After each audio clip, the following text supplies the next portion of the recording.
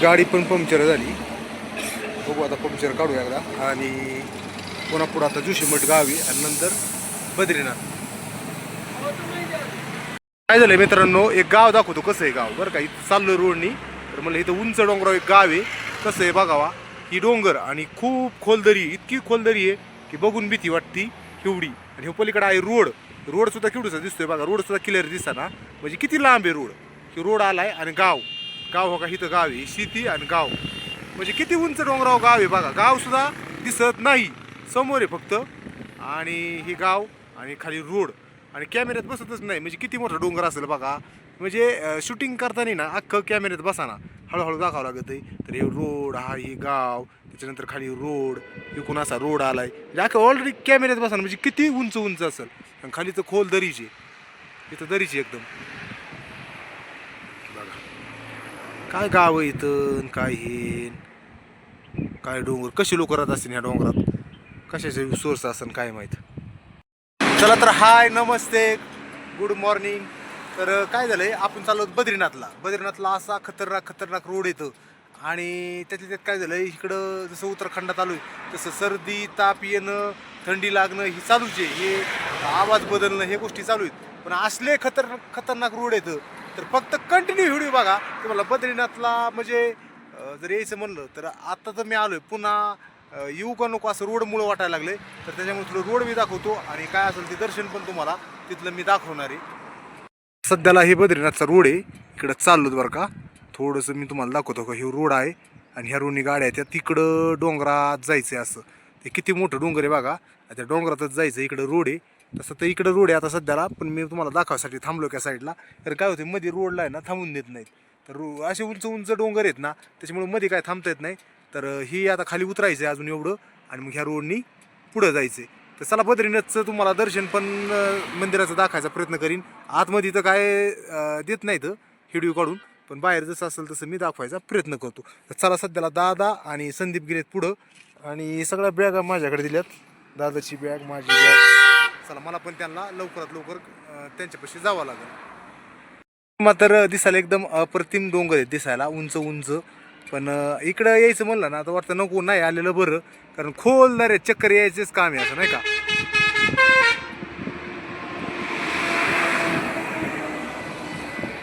बद्रीनाथ रोडनी चाललो तर बघा कसा रोड आहे, आणि असे उंच डोंगर आहेत की काय सांगायचंच नाही, असे उंच. आता सध्याला काय झालं, एक ट्रॉफिक थांबिल्यामुळं रोड थोडा मोकळा झाला आहे. इतकी ट्रॉफिक आहे, पण आता बंद केली, जरा गाड्या बंद केल्या त्याच्यामुळं मोकळे. तर असे उंच डोंगर आहेत की बघा, जागेच उंच डोंगर, आणि तिकडं पण लगेच डोंगर, आणि मध्ये नदी आहे इथं पलीकडं, आणि हे रोड आहे साईडनी. तर असे उंच डोंगरातून मी एकटा चाललोय प्रवास करीत सध्याला, तसं वाटायला लागलंय, कारण रोड बंद केलेत ना, त्याच्यामुळे गाड्या येईनात, थांबून धरल्यात गाड्या. तर चला पुढं पटकन मी पण जातो आता. कधी असं एकटं चाललं ना तर वाटतं की वर असे उंच डोंगर आहेत, कधी काय खाली रोडला पडल ह्याची काही गॅरंटी नाही. त्याच्यामुळं बद्रीनाथ केदारनाथ इकडे येताना म्हणजे जेव्हा जीव घेऊनच यावं लागत आहे, काहीच सांगता येत नाही कधी काय होईल. म्हणजे भीतीचं निर्माण आहे इकडं बघा, दिसायचे उंच डोंगर आहेत, आणि कुठंतरी डासाळलं पावसा पाण्याचं तर लयच अवघड आहे. आता तरी ठीक आहे, पाऊस नाही, पाऊस पाणी झालं तर मग अवघड आहे. चला तर बद्रीनाथचं तुम्हाला मी दर्शन देवाचं करणारच आहे. बघू, माना गाव बी करायची, तर जी काय होईल ती मी तुम्हाला दाखवायचा प्रयत्न करणार आहे. व्हिडिओ कंटिन्यू बघा, आणि व्हिडिओ आवडला ना सबस्क्राईब नक्की करा, आणि सचिन दादाला सपोर्ट करा. तर चला, मी पण तुमच्या कमेंटला 100% उत्तर देईल. सध्याला इकडे आलो तर व्हिडिओज टाकलं नव्हतं झालं, आता हे 4-5 व्हिडिओ राहिलेत माझ्याकडे, पण त्याच्या अगोदर 4 दिवस गॅप पडला व्हिडिओ टाकायचा, तर काही अडचणीमुळं. तर चला, सपोर्ट राहून द्या. चला पुढं आता पटकन दादा ते पुढं येतं, त्यांना पण गाठायचं आहे मला. ते उंच पहाड आहे सध्याला, आणि पहाड म्हणजे आम्ही आता काय करतो, थोडासा नाश्ता करतो. बघायला गेलं तर सगळीकडे नुसतं असं पहाड आहेत, उंच डोंगर आहे तिकडे बघा.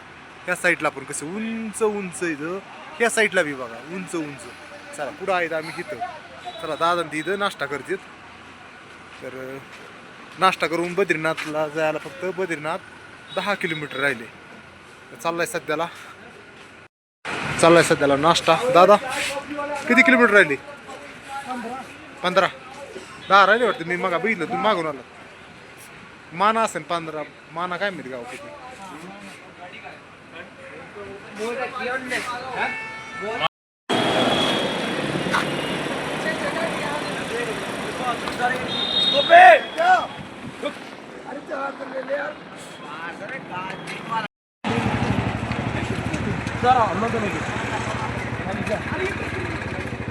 जायची का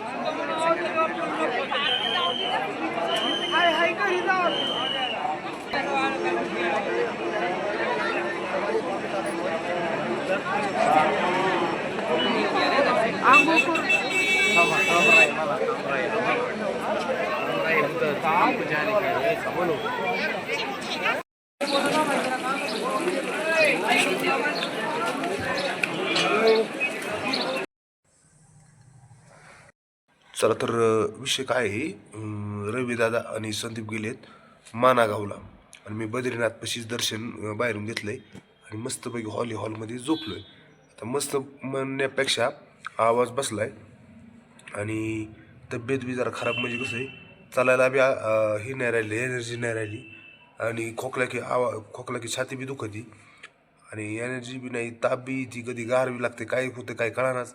तर आता गोळ्या खाल्ल्यात आणि म्हणजे झोपलेलो आहे मी. आता 2-3 तास जर गोळ्या खाऊन झोपलो होतो, थोडंसं उठलं आहे दुपारच्या 2 वाजल्यात आणि ते तर गेलेत मानागावला. म्हणलं या तुम्ही फिरून, माझ्या पायात हातपायात जीव नाही राहिलं. काय झालं आहे, पहिला ट्रेक केला होता तुंगनाथ, तिथं जरा जास्त वारं सुटलं होतं गार आणि तोच ट्रेकमध्ये काहीतरी थोडं तब्येतीला हे झालं. त्याच्यामुळं मला लवकरात लवकर आपला आराम करावा, थोडं नीट व्हावं, कारण 4-5 दिवस लागतील गावाकडे जायचे. तर जवळपास आज 27 तारीख आहे आणि 4-5 म्हणजे 2 तारखेपर्यंत पुन्हा गावाकडे जायचं आहे. आता कसं आहे, बऱ्याच दिवस झालं लहान लहान मुलं येतं सारखे म्हणतात या आणि पुन्हा सगळी जिम्मेदारी असते. असं आपण काय एवढे मोकळे नाही तर की एकदम निवांत राहायसारखं नाही. माझं काम जरा वेगळं आहे की मला बी प्रपंचासाठी बघावं लागते. दादा ते म्हणले अजून 5-10 दिवस आपण हिंडू शकतो, पण दादाचं वेगळं काम आहे, आमचं वेगळं काम आहे. तर माझी तब्येत आता राहून मला चांगली तब्येत करावं लागेल, म्हणजे 5 दिवस पुन्हा रनिंग करायची म्हटलं.